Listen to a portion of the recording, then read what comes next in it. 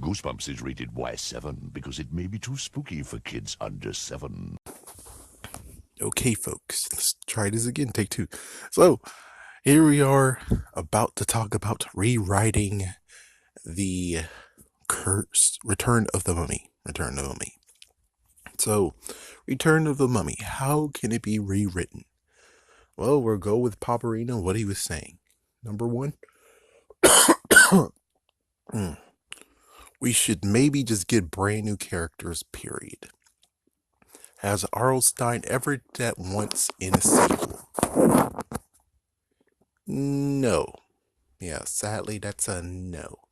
I mean, when it came to, well, it wasn't even a sequel. Like, we have Haunted Mask 2 and then Scream of the Haunted Mask. That's the third entry, but it's not actually connected to it whatsoever, meaning that, yeah, he's not going to abandon the characters. So, since he's not going to abandon the characters, that means that the second part of this has to just be the fact of, well, what we're going to do is very simple. We're going to have the characters from the previous book be back, but at least they know what's happening because of what happened in the previous book. Which, trying to remember what happened in the first one, but I don't remember what happened in the first one, how it ended. So because of that, but at least we do remember like some of the things, like for instance, oh my gosh, oh freaking damn it, mummies are alive, and we had a friend who backstabbed, and the friend got freaking taken out. I think that's basically what we should get, is just those two things, and the summoner was something. So basically, the summoner should have actually have not even been given back. The summoner should have been like, oh frick, this thing is too damn powerful, or it's just something that no one should have. So let's throw it in the tomb and not actually bring it with us anymore. But of course, it was needed for this book, so I guess I don't know. It's like, yeah, I don't know. It's kind of like how I got my shrunken head.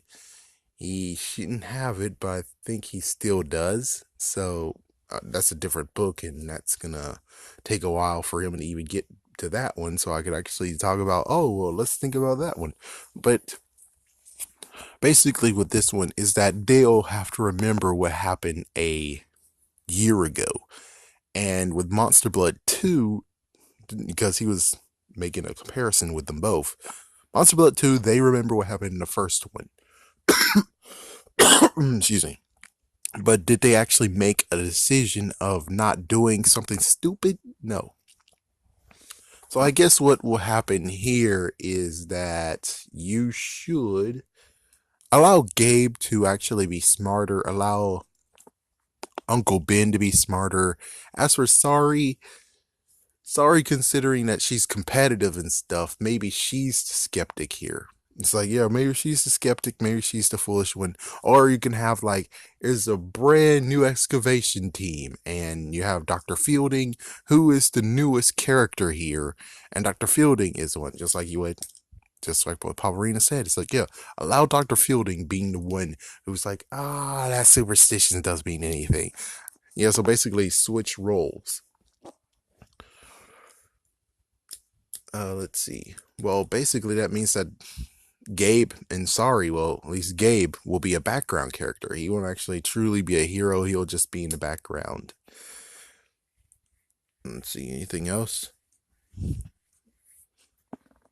It's either that, or the best idea ever would be that you'll have Dr. Fielding, but you also have, of course, since her name down below, which I just call her Nia, you have Nia, who actually is the one who's doing the excavation. Yeah, uprising star that we have no idea where she came from, but what do you know? She actually is there, and she's actually one of the excavators too. And I guess technically you could actually roll that in to make Gabe be a part of this book, because she is an archaeologist. In quotations, archaeologist. So since she's an archaeologist, he's actually just hovering around her, and Sorry is like, oh, great. and she's actually with Gabe, make sure that he doesn't get into trouble just because he is going goo goo eyes over Nia. Yeah, and then the big reveal of dun dun dun. It's like, oh, what the frick? Yeah, it's like, yes, that actually helps solves everything. That really does. That helps solves everything in this whole entire book. Is just doing that type of thing. Could they have actually have just had brand new characters? Period. Again, that's not how R.L. Stein rolls. He wants to have the same characters again, but he could have actually had lots of them. Very, very. Not to mention, since you have this new concept of Gabe noticing girls, that means that when Uncle Ben was trying to tell him, hey, something's up here, something's wrong here, and Gabe is like, no, not at all. Isn't she beautiful? It's like, there you go. You have him knowing, and eventually he snaps out of it and be like, whoa, wait a minute. Yeah, I remember what happened 1 year ago, and this actually seems like one of these incidents again. And then he backs away, and she's like, oh, what's wrong? Yeah, it's like, oh, well, fine. If you're gonna do that, then at least give me my summoner. And it's like, oh, frig. It's like, there you go. It's like, it's getting good. It's getting very good. Where it's like, oh, great. Oh my gosh, she. Oh, frick, she. Yeah, that's about all that's good. As for the scarab part, I guess that would be a good idea. That would be a good addition to the book because if they're in the archaeological dig and they actually are living kind of near each other or living by each other with a tent, it'll be kind of cool of where he tries to actually go to her at night and he can't find her. He's like, where in the world is she? And maybe she hides the fact that she has the pendant too, and he sees that the pendant has a scarab in it, and then there might be some circumstances of where he looks at the she hides the pendant on her. It's like she's wearing it, but it's not hidden. She's not going to show the pendant. But when it's revealed that she has the pendant and no scarabs in there, which I think that should be Sari's job. I think that should be Sari's job. I mean, Gabe's the one who sees that, oh, she does have a scarab pendant. Yeah, but he tells Sari, but it's like, yeah, it's like, yeah, well, I don't think she's wearing it or anything. And then Sari's like, hmm. And then she's actually tries to bump into her multiple times. And eventually, there you go. There's the pendant, but no scarab. And now it gets to the question of, he said there was a scarab. And then they try to talk with, like, well, there's no scarab now. And it's like, well, it's like, I shouldn't even be going into her tent because, well, she's not in her tent. Usually at night, she's not in her tent. So it's like, so where is she? Yeah, and that would be an interesting part of like, mystery. Where in the world is she? Where did she go every single time at night? Yeah, sadly that'll be a little bit of creepy-ish, but it's like, yeah, but it's something's like Gabe likes her and he would at least like to have like some time with her besides just daytime with her, even though she's busy working trying to help open the tomb or get the tomb open. I think this would actually have been a better story. The only messed up part is how creepy would it be when it comes to this? Which, of course, he's not going to get too creepy. I mean, come on. You think Gabe is going to go over there and sniff her clothes? Oh my gosh. No, no, no, no. Oh man. But that's about it. Or it just could be nah, I don't like to have the whole she's a reporter. Yeah, it's like there's too many there's too many holes when it comes to her being a reporter because if she's a reporter, then where's her pass? Where's her press pass for this? It's like, yeah, and plus in the book, it's like, well, if there was police and stuff around it, then you would figure that they would ask for a press pass. So that's kind of a sad look over where it's like, yeah, she wasn't a reporter, but yet she was able to get in without her press pass. That's something that really is not good. Yeah, it's like, man, those police suck at their job. But if they went with this type of story, I'm pretty sure it actually would have been good. As for the whole ending of the tragic ending of Gabe getting bit, I have no clue besides, would say maybe not actually allow Gabe to be bit, but instead the interesting part of think about this. How in the world was she able to get into the pendant? How the scarab was able to get into the pendant in the first place? How was she able to get into the pendant and get out of the pendant?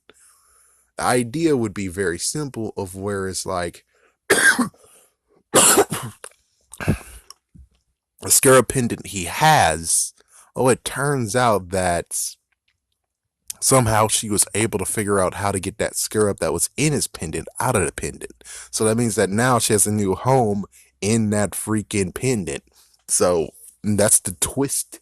Is the twist is he's like, well, it's time for me to go home, and she's like, well, why exactly? It's like, yeah, I kind of noticed your pendant kind of was empty last night. It's like, yeah, your pendant in the morning. It's like we went to check out your pendant, and your pendant actually doesn't have the scarab in it anymore. It's like, oh, you're ridiculous. Here it is now. Here's the scarab. And it's like, yeah. But it looks like she notices that the scarab twitched a little bit. And he's like, oh, you're just joking. And it's like, could it be? And it makes sense. It's like that makes even more sense where it's like, oh, frick. It's like since you like her so much, she decided to stick around with you. Oh man. Oh man. And because if they want to do a third one, which I doubt they want to do a third one, but just in case they do want to do a third one, the good news is that, well, there's a mummy in the museum. It could be a cousin, could just be facts that there's mummies in the museum. And well, since he doesn't care about the pendant, or he's going to put the pendant in a safe place, that means she could easily come in and out as she please, because that would actually make a good one. He was also thinking about making this a prequel. He's like, yeah, how about this be a prequel one where we actually learn about how the freaking summoner hand got to Michigan, which is like, kind of would be cool. Kind of would be cool. But I kind of like just using what we have now and approving upon it. Anyways, what you guys think? Have a scary day and have a scary night.